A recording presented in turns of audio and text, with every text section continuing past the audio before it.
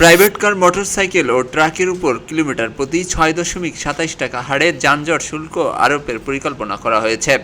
তবে এই শুল্ক রাজধানীর সব সড়কে নয়, শুধুমাত্র মেট্রো রেল, বিআরটি কিংবা উন্নত বাস সেবা সমৃদ্ধ করিডোরের কার্যকর করা হবে। ২০২৫ থেকে ২০৪৫ পর্যন্ত সময়কে সামনে রেখে প্রণয়নাধীন সংশোধিত কৌশলগত পরিবহন পরিকল্পনা ইউআরএসটিপিতে এমন সুপারিশ করা হয়েছে।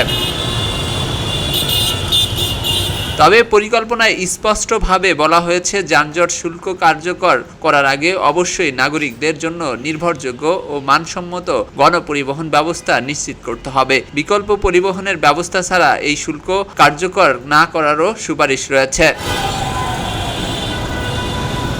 বর্তমানে ঢাকায় যানজট শুল্ক চালুর জন্য সবচেয়ে উপযোগী করিডোর হিসেবে বিবেচনা করা হচ্ছে উত্তরা থেকে মতিঝিল পর্যন্ত চলমান মেট্রো রেল রুটকে।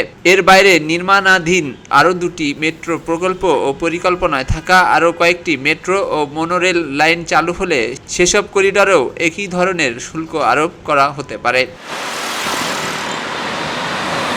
এছাড়াও বিমানবন্দর থেকে গাজীপুর পর্যন্ত নির্মাণাধীন বিআরটি করিডোর এবং ভবিষ্যতে কোম্পানি ভিত্তিক উন্নত বাস সেবা চালু হওয়া রুটগুলোতে প্রাইভেট কার, মোটরসাইকেল ও ট্রাকের জন্য যানজট শুল্ক কার্যকর করার পরিকল্পনা রয়েছে। রাজধানীর যানজট পরিস্থিতিও দিন দিন উদ্বেগজনক হয়ে উঠছে। বিশ্বব্যাংক ও বাংলাদেশ প্রকৌশল বিশ্ববিদ্যালয় সড়ক দুর্ঘটনা গবেষণা ইনস্টিটিউটের তথ্য অনুযায়ী ২০০৭ সালে ঢাকা সড়কের যানবাহনের গড় গতি ছিল ঘন্টায় প্রায় ২১ কিলোমিটার। ২০২২ সালে তা কমে দাঁড়িয়েছে মাত্র ৪.৮ কিলোমিটারে।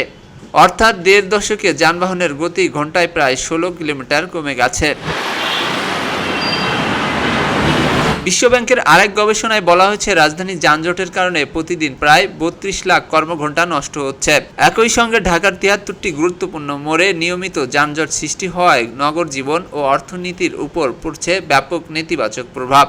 এই পরিস্থিতি মোকাবেলায় প্রযুক্তি নির্ভর যানজট ব্যবস্থার উপর গুরুত্ব দিয়েছে সরকার। পরিকল্পনা অনুযায়ী যানজট শুল্ক আদায়ের ব্যবহার করা হবে রেডিও ফ্রিকোয়েন্সি আইডেন্টিফিকেশন বা আরএফআইডি প্রযুক্তির মাধ্যমে। নির্ধারিত সড়কের বিভিন্ন স্থানে স্থাপন করা হবে আরএফআইডি রিডার। এর মাধ্যমে নির্ধারিত যানবাহনের শুল্ক স্বয়ংক্রিয়ভাবে কেটে নেওয়া হবে।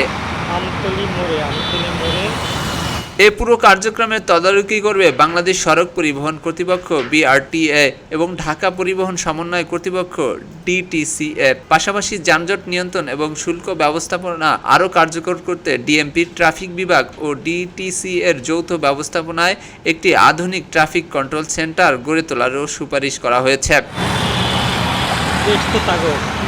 পরিকল্পনায় বলা হয়েছে, যানজট শুল্ক শুধু যানবাহনের চাপ কমানোর কৌশল নয়, এটি ভবিষ্যৎ পরিবহন অবকাঠামোর উন্নয়নের জন্য নতুন অর্থায়নের উৎস হিসেবে কাজ করবে। কারণ ২০৪৫ সাল পর্যন্ত প্রস্তাবিত পরিবহন উন্নয়ন পরিকল্পনা বাস্তবায়নে বিপুল অর্থের প্রয়োজন হবে। সেই অতিরিক্ত অর্থের একটি অংশ যানজট শুল্ক থেকেই সংগ্রহ করার পরিকল্পনা রয়েছে।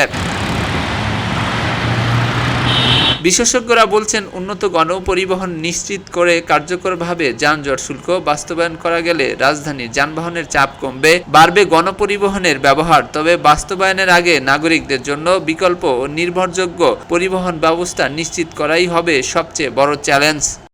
আলী দুর্জয়, খবরের কাগজ, ঢাকা। এলো মুক্ত চিন্তার স্বাধীন দৈনিক খবরের কাগজ।